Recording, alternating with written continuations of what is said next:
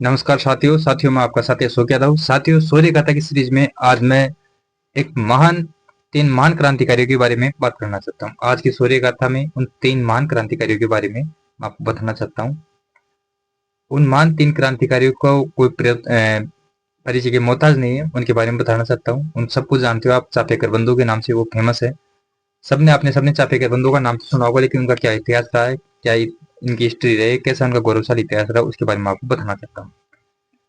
साथियों, मेरे हिसाब से हिंदुस्तान में इन तीनों भाइयों से बढ़ के तो शायद ही कोई क्रांतिकारी होंगे जिन्होंने पूरा परिवार ही अपना इस क्रांतिकारी की बलि वेदी पे चढ़ा दिया।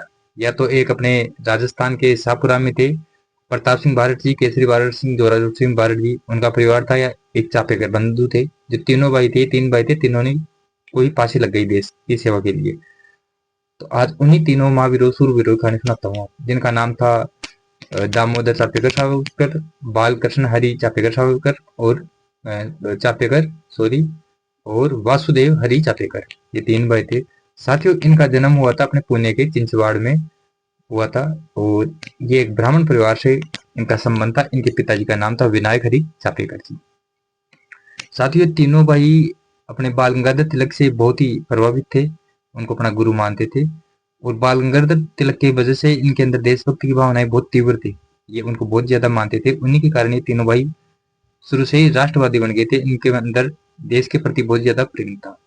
साथ ही इन तीनों भाइयों ने मिलकर 1894 के अंदर हिंदू धर्म रक्षणी सभा की स्थापना की थी। और इनकी सोच थी कि जैसे शिवाजी महाराज और बाजीराव जी की तरह हम भी, कहने का मतलब, अपने देश की में हिंदुओं की और देश की रक्षा करें। इसलिए इन्होंने 1894 में एक हिंदू धर्म रक्षणी सभा भी बनाई थी, तीनों भाइयों ने मिलकर। ये साथियों, इनका मुख्य काम हुआ था वो था 1897 में, जो पुणे के अंदर एक प्लेग नाम से एक बीमारी फैल गई थी, बहुत तगड़ी महामारी फैल गई थी, उससे लाखों लोग, हिंदुस्तानी लोग मारे गए थे। उस टाइम इनका मुख्य काम था। उस टाइम इन्होंने बहुत खतरनाक काम किया था, जो आपको मैं बताता हूँ। लेकिन साथियों, जैसे 1857 क्रांति से लेके जो बाद में भगत सिंह और का दौर आया था, उसके बीच में अगर कोई बड़ी घटना हुई थी तो वो उन्होंने की थी, वो 1897 में की थी इन्होंने। तो साथियों, 1897 में पुणे में एक बहुत बड़ी बीमारी आई, उसको प्लेग के नाम से जाना जाता है। वो चूहों के द्वारा फैली हुई थी, लेकिन बहुत तगड़ी रूप से फैल गई। उस पर अंग्रेजों ने कोई ज्यादा रोकथाम नहीं की और उससे लाखों लोग मारे गए। अंत में अंग्रेजों ने को उस बीमारी को रोकने के लिए उन पे प्रेशर पड़ा, तो उस बीमारी को रोकने के लिए उन्होंने, वहां की कमिश्नर था जिसका नाम था वाटर चार्ल्स हैंड, उसको जिम्मेदारी सौंपी।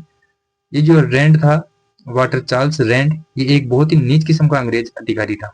ये क्या हिंदुस्तानी पे बहुत ज्यादा अत्याचार करता था, और हिंदुस्तानियों के प्रति इसके मन में बहुत ज्यादा गुस्सा था। पता नहीं इसने क्या फंदस मार रखी थी हिंदुस्तानियों के प्रति। ये हिंदुओं को या हिंदुस्तान की जो जनता थी, इनको देखना बिल्कुल पसंद नहीं करता था।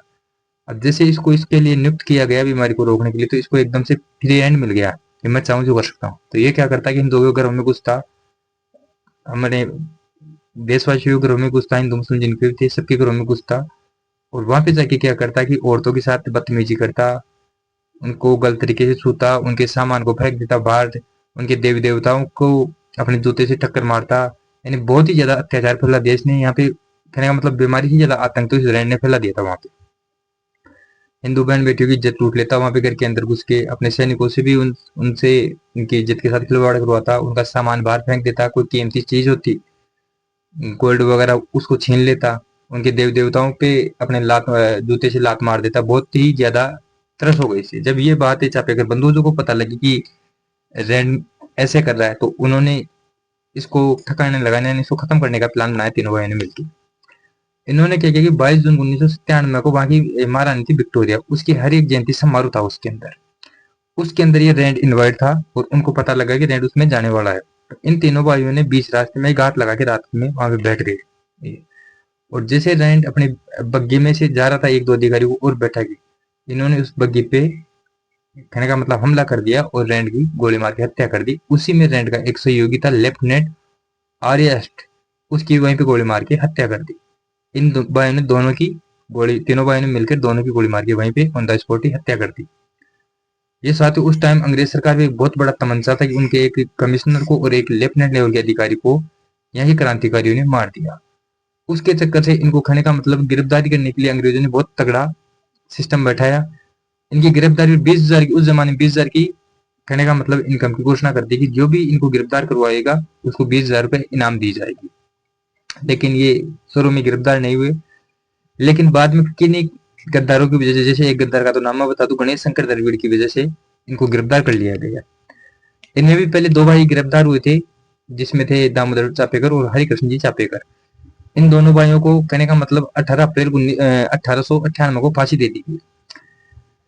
इधर वासुदेव चापेकर जी बच गए थे, उस टाइम वो फरार हो गए थे। जब इनको पता लगा कि मेरे भाई को फांसी दिलाने के अंदर एक भारतीय गद्दार है गणेश शंकर दरवेड़, उसकी महत्वपूर्ण भूमिका है, तो इसने वासुदेव जी हरि चापेकर जी ने दरवेड़ का पता लगाया और उसकी गोली मार के हत्या कर दी। इसके बाद में वासुदेव जी को भी गिरफ्तार कर लिया गया और उनको भी 8 मई 1899 को फांसी पे लटका दिया गया।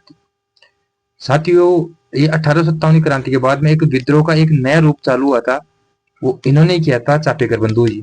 आज इनका नाम चापेकर बंधु के नाम से फेमस है, अपने इतिहास में प्रसिद्ध है, इनका बहुत ही गौरवशाली इतिहास है। मुझे तो ये बहुत तगड़े पीढ़ी है मेरे तो साथियों आपको भी इनका इतिहास जरूर समझना चाहिए। ये हिंदुस्तान के इकलौता ऐसा प्रयास जिसके तीनों भाइयों को फांसी लग गई और तीनों भाई देश के लिए शहीद हो गए। तो साथियों मैं छोटा सा प्रयास किया चापेकर बंधु जी के बारे में आपको बताने के लिए। आप अपने बच्चों को, अपनी फैमिली को जरूर चापेकर बंधु जी के बारे में बताइए। कभी इनके बारे में कोई अच्छी सी किताब खरीदना और उसके बारे में पढ़ना। ठीक है साथियों, नमस्कार, जय हिंद, जय भारत, जय भगत सिंह।